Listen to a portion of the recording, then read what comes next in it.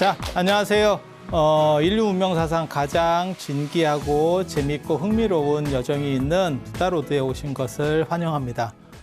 오늘 말씀드릴 내용은요, 구마라즙에 대한 내용입니다. 그래서 구마라즙은 어떻게 보면 중국 불교의 가장 큰 획을 그은 인물 중에 한 분이에요. 그래서 불교가 중국에 정착하는 데 있어서 가장 중요한 인물을 들어라 그러면 구마라즙. 그리고 왜 그런 게 있어요. 고흐의 작품이 비싼 이유 중에 하나가 스토리가 있어서 그렇다. 그러니까는 작가가 비극적이면 훨씬 더 이 작품에 대한 우리가 평가라든지, 물론 작품 자체를 가지고 평가를 해야 되지만 작가에 대한 이게 투영되는 거죠. 그래서 그런 상황 속에서 이러한 것들을 이렇게 그렸다니, 이렇게 스토리가 있을수록 더 매력적인 인물이 돼요. 구마라즙도 그런 인물입니다. 지난번에 제가 말씀드렸던 진제라고 하는 사람은 진짜 비극적인 인물이고요.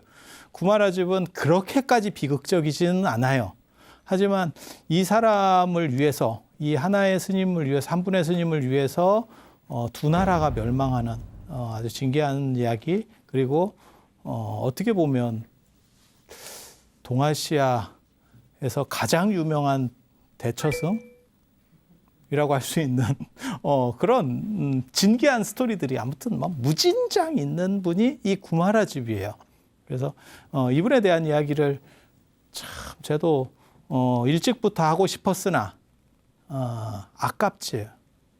이런 얘기를 해줘야 될까 싶은 그리고 그 당시 시대 상황이 진짜 중국 역사상 가장 혼란한 시대 하면 전국 시대. 춘추전국 시대 할 때 그 전국 시대, 그리고 이 위진남북조 시대예요. 위진남북조 시대. 그리고 이제 요거보다는 조금 짧게 막장인 시대가 나중에 이제 송나라 건국 직전에 있는 당나라에서 송나라 교체기에 있는 이제 5대 십국 시대, 뭐 이렇게 하는데 복잡하기도 하고 재밌기도 하고 별의별 사건들이 많습니다. 그래서 그러한 이야기들까지 얽혀 있어서 진짜 흥미있고, 어떻게 보면 제가 보기에는 삼국지나 이런 것보다도 훨씬 더 재미있는 이야기예요. 그래서 그런 이야기들을 해드릴 겁니다.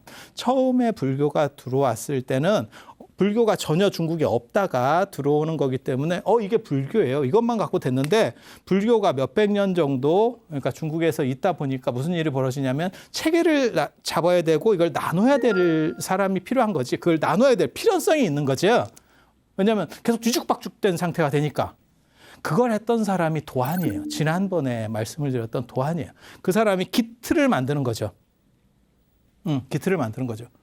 그래서 저 도한이라고 하시는 분의 연대를 한번 봐보세요. 300년에서 300년 후반을 지금 사시고 있는 거잖아요. 그리고 저 다음 세대 인물이 구마라즙입니다.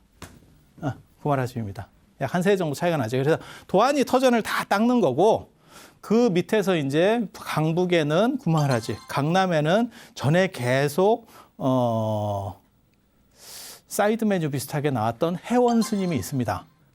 당신 주류로는 잘 안 나왔었고, 이 사람 관련해서 나왔고, 뭐 사문 불경 왕자로 해서 나왔고, 뭐 이런 식으로 해서 계속 나왔던 그 강남의 해원 스님. 그래서 강북의 구마라즙하고 강남의 해원 스님은 사실 비슷한 활동 시기를 가졌다고 보시면 돼요. 그래서 우리 한국 불교 역사를 얘기하면 자장 스님이라고 하시는 분이 있어요. 신라시대 말에, 그러니까 삼국 신라시대 말에 자장 스님이라는 분이 있어요. 이분이 터전을 다 닦습니다. 그러니까 도한 스님 같은 역할을 하는 거야. 그러면 그 다음에 누가 나오냐면 의상원효가 나오는 거예요. 그걸 바탕으로. 이해가 되시죠? 그러니까 의상원효가 더 대단한 거 아닙니까? 라고 말할 수도 있지만, 실제로는 그 터전이 안 다져지면 이런 분들이 나올 수가 없어요. 그러니까 한 단계 업그레이드 되는 데 있어서, 그러니까 집으로 얘기하면 기초공사하는 사람. 그래서 의식이라든지 절 안에서 어떤 행동 규범이라든지, 안 그러면 경전 목록이라든지 어떻게 번역을 해야 된다는 이런 기준들을 쫙 제시해서 틀을 만드는 게 도한 스님이에요. 도한 스님. 도한 스님 별명이 인수보살이라고, 전에 칠도인이라는 얘기도 했었어요. 얼굴이 검었다. 그리고 팔꿈치에 무슨 글자 같은 게 있대, 이 양반이. 몰라, 이렇게 보면 뭐가 있는가 봐. 그래서 손에 도장이 찍혀 있대. 여기 팔꿈치에 도장이 있어. 그래서 인수보살이에요. 그런데 저 양반이 이 언제 이제 도안 스님이 중국 불교의 1인자로 이제 올라가냐면 불도징 제자가 도안이라고 계속 얘기를 했었습니다. 그런데 저기 이제 도안이 언제 이제 주류가 되냐면 전진의 북견이라는 사람. 혹시 북견 들어보셨어요? 북견이 어디서 나오냐면 한국불교사에 나와요. 한국불교사가 아니고 그냥 교과서에 나오는 사람입니다. 북견이 고구려의 불교를 전해주는 사람이죠. 372년에 고구려의 불교 전례, 순도 뭐 이런 얘기 나올 때 저희 북견입니다. 그리고 그 나라 이름이 전진이에요. 제가 계속 비슷한 얘기를 했었는데 이때 중국이 남북조로 갈려 있는 거고 남쪽에는 육조시대, 오, 동진, 송제, 양진. 그 다음에 북쪽에는 선비, 흉노, 갈저강. 선비족, 흉노족, 갈저강. 이 5개의 북방 유목민들이 하, 성한, 이조, 삼진, 사연, 오량 이렇게 해서 총 16개의 나라를 막 만들어 가고 있는데 이때 저 전진이라고 하는 사람이 북견이라고 하는 사람이 이 굉장히 대단한 사람입니다. 중국 역사에서 이런 캐릭터들이 글쎄 몇 명이나 있으려나. 나중에 이제 양무제 얘기를 해드릴 거거든요. 그게 이 양나라예요. 양무제, 달마대사 나오는 그 양무제. 이 양무제랑 어떻게 보면 저 북견이라는 사람하고 상당히 비슷합니다. 당신이 나라를 최고 전성기까지 끌어올려. 그리고 자기가 문을 닫아요. 이게 굉장히 어렵습니다. 그러니까 회사로 얘기하면 뭐냐면 내가 자수성가해서 회사를 재벌로 만들었어. 내가 말아먹어. 보통은 내가 끌어올리면 내 밑에서 말아먹어. 이해가 되죠? 진시황 같은 경우는 있어요. 진시황은 그렇게 올려놓았는데 그 다음 황제가 이렇게 가는 거예요. 그건 가능해. 수나라도 그런 거예요. 수양제 같은 경우도 마찬가지거든요. 수문제가 이렇게 올려놓으니까 수양제가 이렇게 말아먹는. 가능해요. 우리나라 재벌 역사에서도 보면 아버지가 이렇게 했다가 지금 뭐 IMF 때 이렇게 갔죠. 2대 만에 간 거예요. 가능해. 근데 자기가 우리나라에도 있네. 김우중 회장님. 이해가 됩니까? 그런 캐릭터예요. 김우중 회장님이네. 세계는 넓고 할 일은 많다. 그리고 할 일이 너무 많아서 문까지 닫았지. 당신이. 이런 캐릭터예요. 그리고 그 당시에는 이제 불교가 번성하니까 이제 불교를 중심으로 해서 실제로 여기를 저 전진이 통일합니다. 이제 통일합니다. 그래서 저 북견이라는 분이 20살에 자기 사촌을 제끼고 반정을 저건 봐도 진짜 잘 이해도 잘 안 돼요. 저기 이제 전진의 3대 황제인데 나라가 창업되고 얼마 지나지 않았으면 그 세력 강한 사람들이 다 살아있게 마련이거든요. 조선 초기라고 생각해봐요. 조선 초기라고 생각해봐요. 근데 2대 만에 저 양반이 사촌을 정변으로 날리는 거예요. 아들도 아닌데. 그러니까 이방원보다 더 심한 거죠. 그때 나이가 20살이에요. 굉장히 놀랍지 않아요?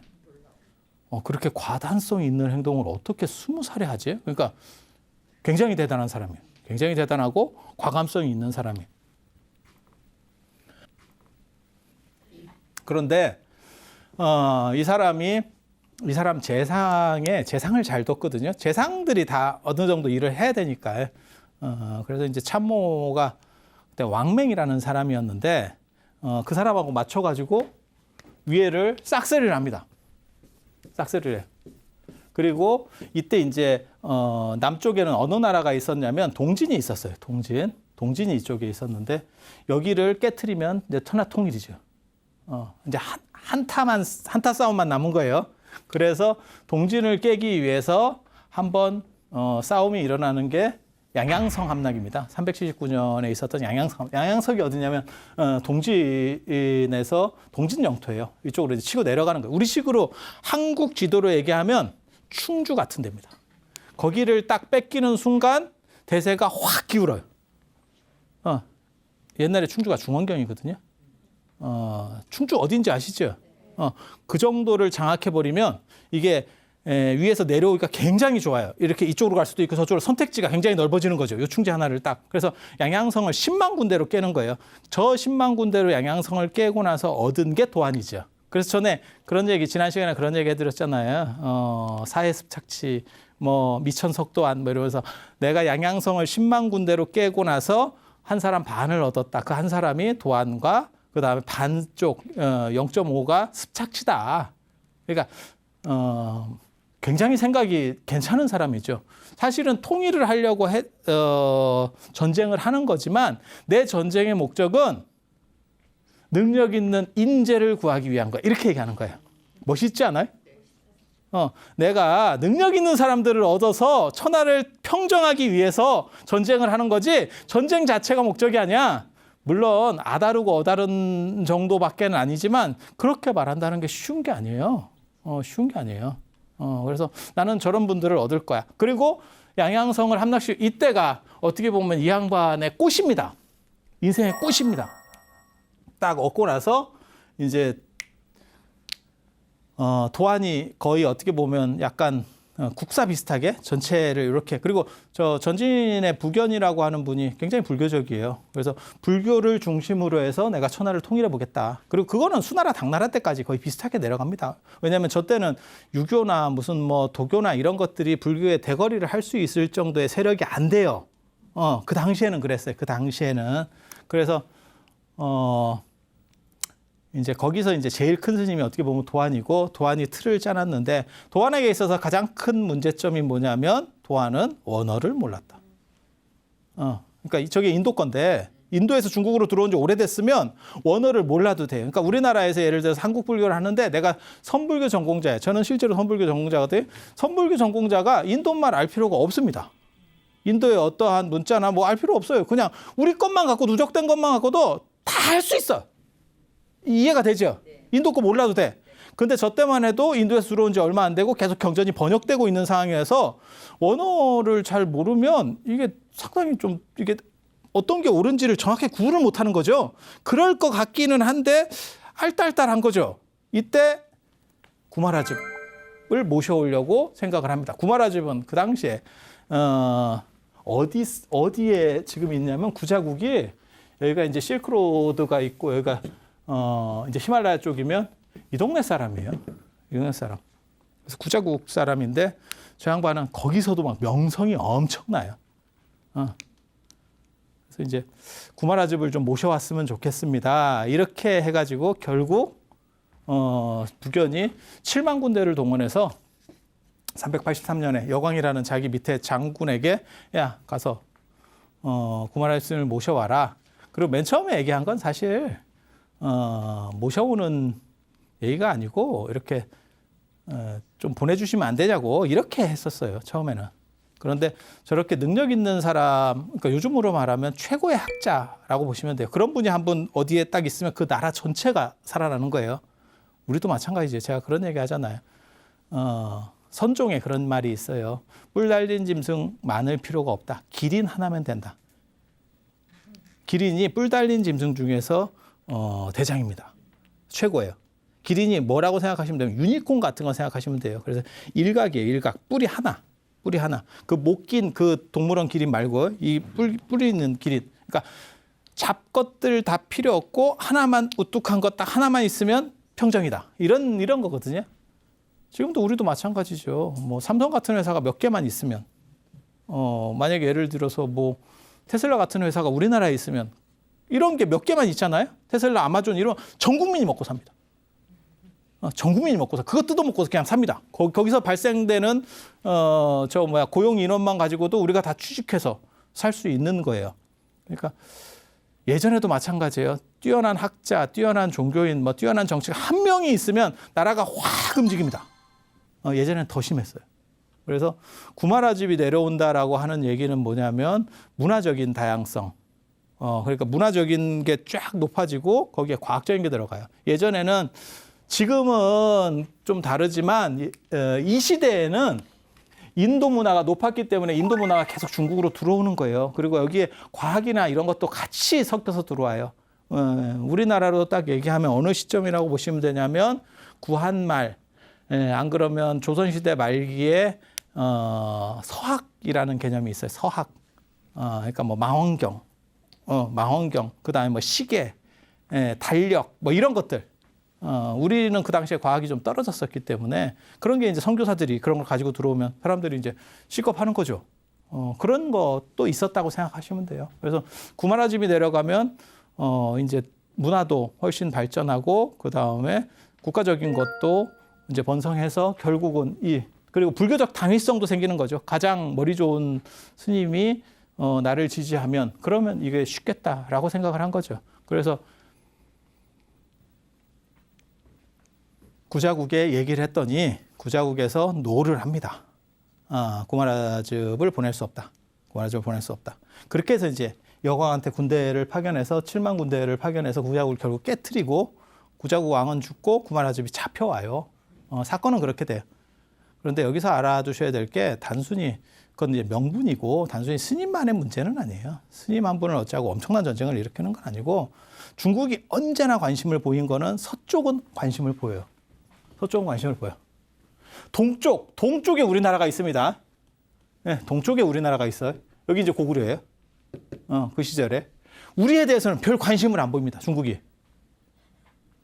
고려 때도 그랬고 조선 때도 그렇고 그냥 조용히 똘마니로만 있으면 절대 뭐라고를 안 합니다. 왜 그랬을까? 그리고 이제 나중에 당나라 들어오면 이제 고구려 깨는 얘기를 해드리겠지만 고구려를 그렇게 힘들게 깨고 나서 중국이 취한 자세는 당나라가 취한 자세는 뭐냐? 포로로 백성들을 잡아서 가는 겁니다. 직접 지배를 안 해요. 지배하지 않는 이유가 지배 비용이 세수보다 많기 때문에 그렇습니다. 그러니까 돈이 안 되죠. 사람은 적고 여기 물산이 별로 상태가 좀 메롱인 거예요. 그러니까 이쪽에 대해서는 별로 신경을 안 쓴다니까. 그러니까 그냥 포로나 잡고 그냥 빼는 거예요. 나중에 이제 당나라 때 고구려 깨지는 얘기를 해드릴게요. 그러면 이래서 깨지는 거고 그렇게 돈이 안 되는 걸 알면서도 왜 전쟁을 벌였는가도 이제 얘기를 알아야 되거든요. 이제 그렇게 하고 이 서쪽에 대해서는 관심이 되게 많아요. 왜 그랬을까? 예? 반대로 생각하면 되죠. 돈이 돼요. 서쪽에 뭔 돈이 됩니까? 실크로드가 있어요. 실크로드. 그러니까 저기는 어떻게 해서든지 갖고만 있으면 저희가 캐시카우 계속 돈이 들어와. 이쪽은 갖고 있으면 광활해. 저거 뭐 목장이야? 뭐 이런 거 이해가 됩니까? 그러니까 어떻게 보면 고구려 쪽 같은 경우는 러시아로 얘기하면 약간 알래스카 같은 분위기. 저걸 계속 유지를 해야 될까? 그때는 그렇게 생각한 거예요. 지금은 아마 러시아가 알래스카 판 게 가장 큰 요 근래에 있어서 가장 큰 문제가 되는 거고 예전에는 그게 그렇게 필요할까? 뭐 이런 생각을 했었던 거겠죠. 그러니까 이렇게 헐게 넘겼겠죠. 그래서 완전히 상황이 달라요. 그래서 중국은 서쪽에 대해서는 무진장 관심이 있어요. 언제까지? 해상 실크로드가 완성될 때까지. 그래서 해상 쪽으로다가 무역 루트가 싹 바뀌면 그 다음부터는 실크로드는 거의 잊혀진 세계가 됩니다. 그래서 도난 같은 경우도 그렇게 남을 수 있었던 이유 중에 하나가 뭐냐면 어느 순간에 그쪽 노선들이 사라지면서 이제 별로 필요가 없는 거죠. 덥기만 하고 거기 살기만 힘들고. 이게 인간이라는 게 참 재밌어요. 아무리 덥고 척박한 땅이라도 돈이 돼? 갑니다. 갑니다. 그런데 돈이 안 되고 덥고 척박하기만 해. 버리죠. 버리죠. 그렇게 가는 거예요. 그래서 해상 루트가 완전히 정착하기 전까지는 여기는 거의 금밭이라고 보시면 됩니다. 금밭이라고 보시면 됩니다. 그래서 인도로도 가고 그 다음에 로마로도 가고 그리고 여기는 그냥 막 가지고 있으면서 톨게이트에서 통행세만 매기면 돈이 쫙쫙쫙쫙 들어오는 거예요. 이거 최고지예요. 뭐 시설 투자를 할 필요도 없고 단 그렇게 돈이 많이 되니까 무슨 일이 벌어지느냐? 노리는 놈들이 있지. 저거 내가 하면 되게 좋을 것 같은데 뭐 기술 개발할 필요도 없고 그냥 통행세로다가 끝내는 거니까 얼마나 좋아. 그러니까 노리는 놈이 있으니까 그 돈 중에 일부를 군사를 배치를 해야 되는 그런 부분들이 있는 거예요. 그래서 구자국을 공격하는 이유 중에 하나가 뭐냐면 이제 명분은 구마라집을 모셔오려고 했다라고 하지만 실제로 거기에는 저런 부분이 존재하는 거예요. 지역적으로 저기는 필요한 거야. 제국을 운영하기 위해서 여기는 꼭 장악해야 되겠어. 페르시아만 같은 거지. 야, 이거 괜찮겠는데? 뭐 이런 생각을 딱 드는 거죠. 그래서 그렇게 생각하시면 되고, 그렇게 해서 이제 모셔오게 결국은 되는데, 이제 구마라집 얘기로 잠깐 앞으로 넘어가서 이 구마라집이 어떤 사람인가를 얘기를 해드릴게요. 구마라집 뭐 구자국 사람이고, 지금은 쿠차라고 하는데요. 키질에 천불동 있는 데인데, 저게 좀 애매합니다. 이름이 구마라집이 원래 쟤네 나라 말로는 어떻게 쓰는지는 모르겠고,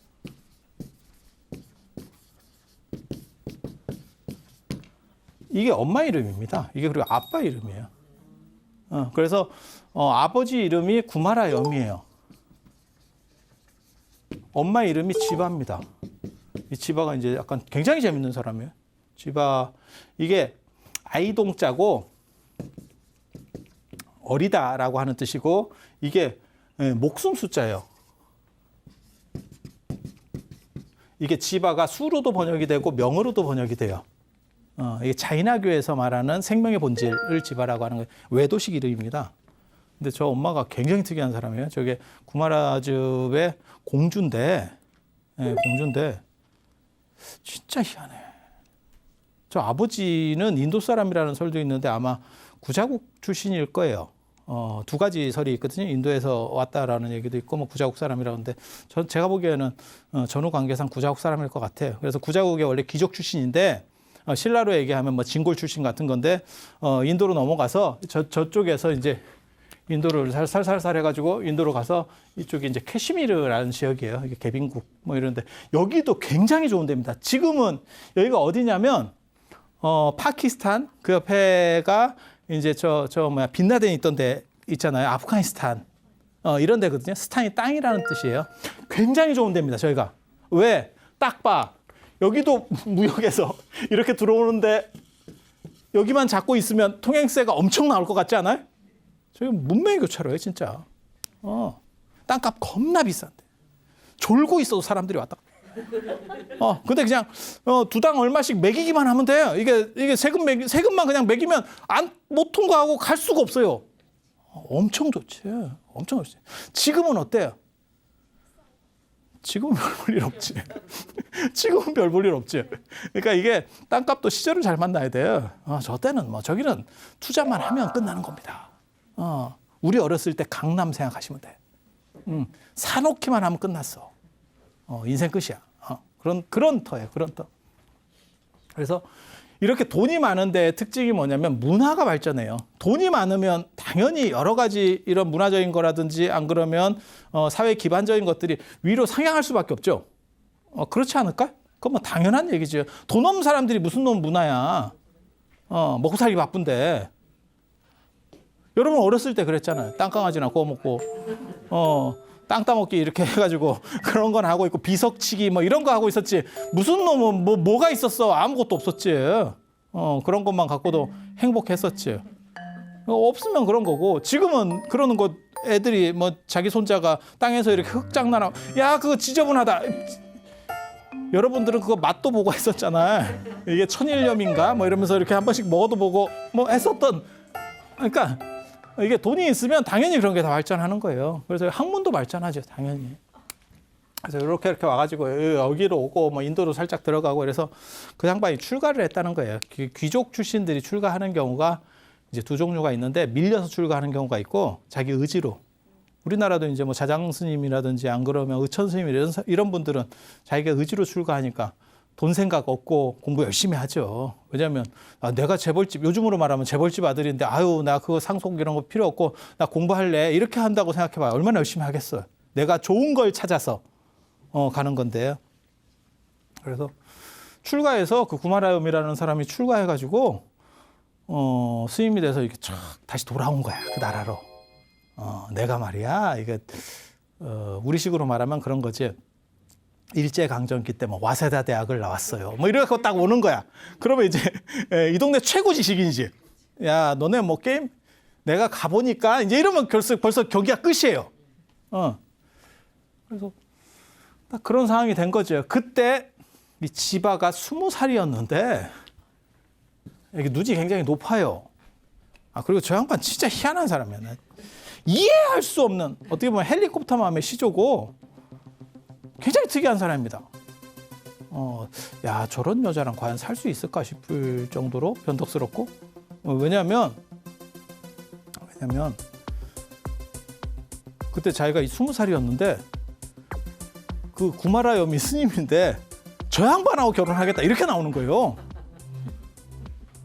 아니 그럴 수도 있지 뭐. 지식인이고 자기는 이제 어떻게 보면 공주고, 그다음에 저 사람은 그 당시에 그 나라의 최고 지식인이니까 스님이라도 그러면 그렇게 할 수도 있잖아요. 그걸 내가 뭐라고 안 해. 사람이 살다 보면 그럴 수도 있잖아. 그걸 뭐라고 안 해. 그렇게 해서 결혼을 했어요. 결혼을 했어. 근데 되게 재밌는 게 여기 붉은 사마귀가 있다. 이 집이 지바거든요. 구마라 지바라고도 하고 구마라 집이라고도 하는데 요게 지금 지바를 집으로다가 그냥 한 글자로다가 넣어버린 거예요. 그래서 요게 이제 엄마인데 이름도 되게 웃기지. 아버지하고 엄마를 이렇게 해서 이름을 지는다는 게 저게 저 동네 풍습이래. 나 그거 읽으면서 되게 웃기더라고요. 우리나라도 요즘 최근에 저런 거 했었잖아요. 성씨. 아버지하고 어머니 성씨를 같이 붙이는 거 뭐 이런 거 했었잖아요. 근데 야, 이름 붙이면 그때도 제가 그런 생각했거든요. 야, 성씨를 그렇게 붙이면 몇 대만 계속 붙이면 성만 한 20자 되는 거 아니냐?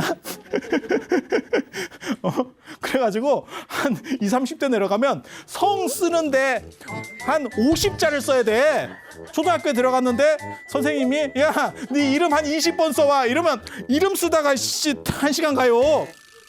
시험 보려고 야, 이름을 똑바로 써. 이러면 이름 쓰다가 한 5문제는 날아가는 거예요. 성씨 2글자만 붙여도 이름을 저렇게 붙이면 저거 몇 대만 내려가면 절단 날 것 같은데? 그냥 생각이에요. 우리 맨날 그렇게 쓸데없이 생각하면서 살아. 근데 아무튼 그렇게 붙였대. 근데 이 지바 몸에 이게 굉장히 재밌는 구절이에요. 몸에 붉은 사마귀가 있대. 붉은 사마귀. 이게 왜 중요하냐면 붉은 사마귀가 있으면 똑똑하고 귀한 애가 나온대. 몸에 붉은 사마귀 없지. 지금이라도 이렇게 사마귀에다가 주사로 해가지고 빨간 뭐 국물이라도 이렇게 잉크라도 넣어서 한번 시도해봐. 그렇게 해서 붉은 사마귀를 넣으면 무슨 일이 벌어지느냐? 공장이 문을 닫았지. 그러면 사마귀만 있어. 사마귀만 나중에. 되게 재밌는 게 동아시아에서는 그래요. 제가 이런 얘기하면 또 사람들이 이상하게 들을지도 모르겠는데 제가 쓸데없는 책도 되게 많이 봤거든요. 그렇게 보면 눈에 보이는 점이 있으면 다 안 좋다라고 얘기해요. 그러니까 보이는 데라는 게 뭐냐면 이렇게 드러나는데 요즘은 보이는 면적이 워낙 크니까 그런데 예전에는 보이는 면적이 별로 안 됐잖아요. 그런데 점이 있으면 다 안 좋다는 거예요. 근데 그런 거하고는 좀 다른 것 같아요. 얘네는 붉은 사마귀가 있으면 굉장히 귀한 총명한 놈이 나온대. 그래서 지바 몸에 붉은 점이 있었대. 붉은 사마귀가 뭔가 대박이 날 거다. 무슨 설총 스토리 같기도 하고. 근데 저게 애를 베니까 실제로 이제 결국 지바가 우겨가지고 애를 베요. 이제 저 구마라염이 이제 속퇴해가지고 애를 베는데 베니까 나는 저 얘기는 불교 경전에는 똑같아요. 그 고승전에도 그렇게 나와. 그런 얘기는 사리불 외에는 없거든요. 어머니가 애를 베니까 어머니가 갑자기 똑똑해졌다. 그러니까 그 영혼이 애가 들어오니까 이게 워낙 강력하니까 보통은 엄마는 성체고 애는 미소하잖아요. 그러니까 이제 엄마 기질에 이게 그렇게 밖에는 방법이 없거든요. 못 이깁니다. 그래서 그게 충돌하면 사산이 될 수도 있고 유산이 될 수도 있는 거고. 그래서 어머니에게 아니 어머니가 강한데 뭐 처음에 태어나서도 마찬가지지. 그런데 얘가 포스가 얼마나 강력하냐면 잉태되는 순간 어머니가 바뀌어. 그래서 어머니가 갑자기 외국어를 하고 머리가 겁나 좋아져요. 그게 사리불 전기에서 나오는데 구마라집도 똑같은 얘기가 나와요. 이렇게 해서 애를 낳았더니 이 양반이 뭐라고 했는지 알아요? 이게 이제 문제인 거야. 난 출가를 해야겠다. 야 지금 장난해?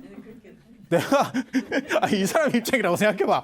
야 내가 출가해갖고 스님으로 살고 있었는데 네가 나 좋다고 진장 뭐 중매사내 해가지고 출가 그 내가 너랑 이렇게 됐잖아. 근데 지가 간대. 그러니까 남편이 야 그런 경우가 어딨어. 이런 멍멍이 같은 경우 이런 17 뭐 이러면서 이렇게 했다는 거요.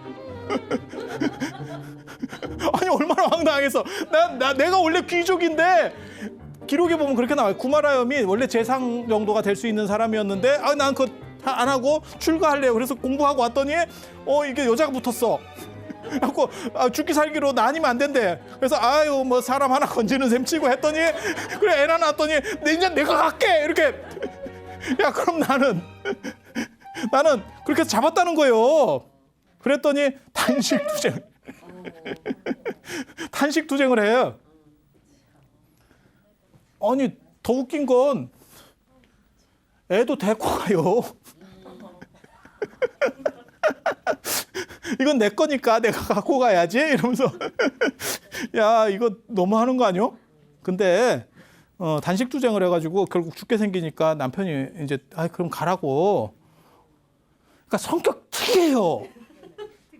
잡을 때도 특이하고 갈 때도 특이해. 내가 구마라염한테 얘기하고 싶은 거는 저 정도 성격이면 보내주는 게 낫다. 저거 못 데리고 산다. 저거 못 데리고 산다. 보통 센 경우가 아니다. 저거 감당 안 된다. 근데 구마라염도 이제 하나 더 낳고 가라 했어요. 그래서 동생이 하나 있어요. 동생이 하나 더 있어. 동생은 출가 안 해. 근데 엄마가 출가하고 구마라집이 7살에 출가를 하는데 출가하면서부터 이 사람은 뭐 머리가 엄청나게 그냥 막 다 외워요. 인간 스캐너.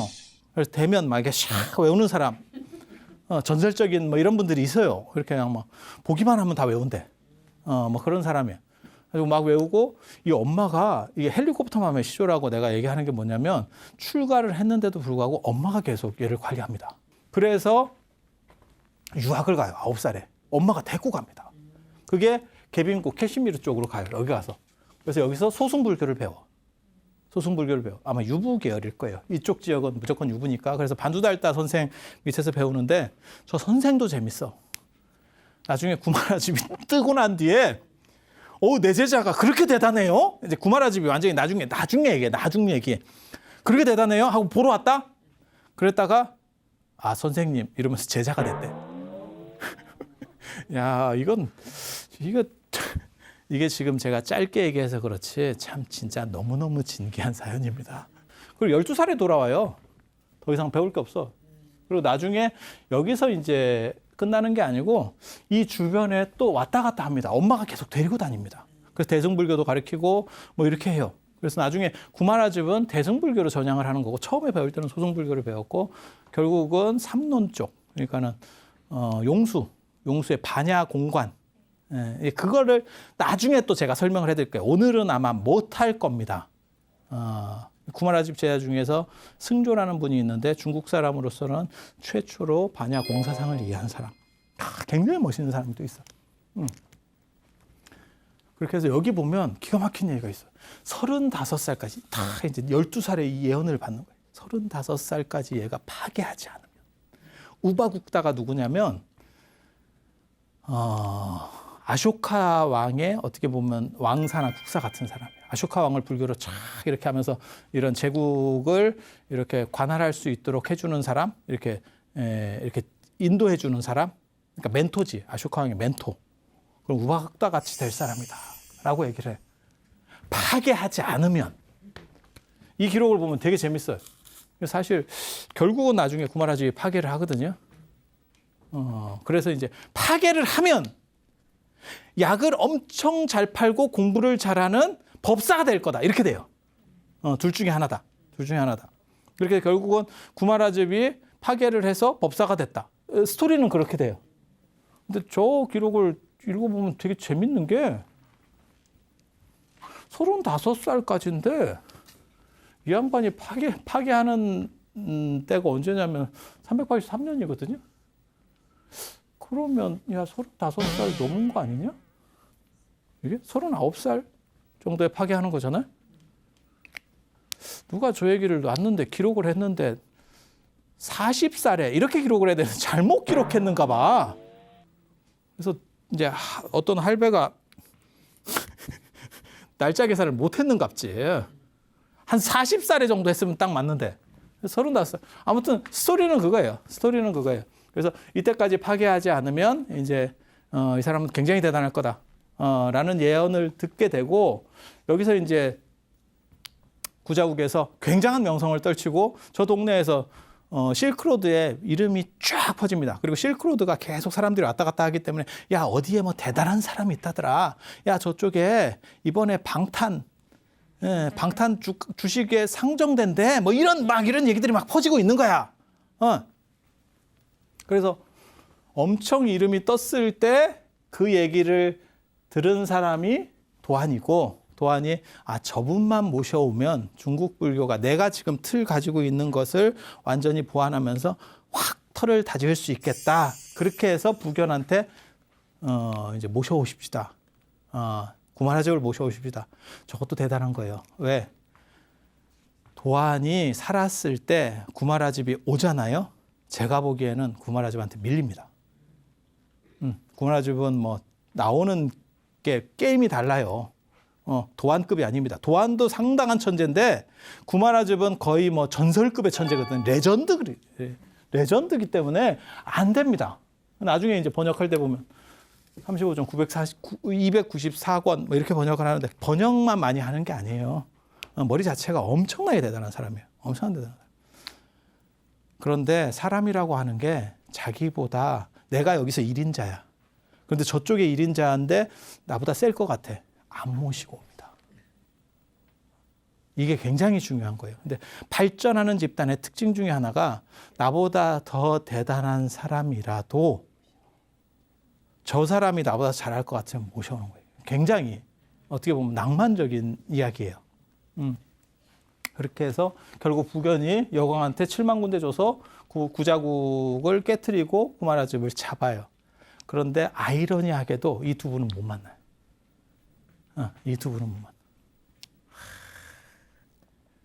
구마라집이 제대로 못 옵니다. 중국으로. 한 16년, 17년 동안 저 동네에서 계속 이상한 하류 인생 비슷한 삶을 살게 돼요. 그건 진짜 또 다른 구마라집 인생의 또 다른 막이에요. 지금까지는 황금기입니다. 여광한테 잡힌 뒤부터 여광은 불교를 별로로 봅니다. 그래서 네가 그렇게 대단해? 라고 하면서 이제 생체 실험에 돌입하고 사람을 개처럼 굴리는 그게 이제 한 16년, 17년간 돼요. 뭐 그렇게까지 힘들게 산 거는 초반 같고 뒤에는 괜찮았어요. 그리고 그 사이에 초반에 파괴를 합니다. 여광이 이제 술 먹여가지고 이렇게 뭐 해서 구자국의 왕실 사람하고 이렇게 뭐 하는 또 그런 스토리가 나와요. 인제 구마라집 1막 끝났네. 2막 언제 할 것 같아요? 그래. 어쩔 수가 없는 거야, 이게. 나도 말하고 싶어서 미치겠어. 이게 한 번에 이게 무슨 뭐 이렇게 1시간씩 할 게 아니고 한 6시간, 7시간씩 해야 돼. 그래서 한 번에 다 이렇게 쫙 할 수 있게. 그렇지만 여러분들은 화장실도 가야 되고 그리고 그런 집중력이 없기 때문에 그래서 불교 TV에서 이렇게 잘라놓은 거예요. 이게 깊은 배려지. 그래서 오늘은 여기까지 하고 다음 시간에 이어서 할 수 있도록 그렇게 하겠습니다. 자, 들어주셔서 감사합니다.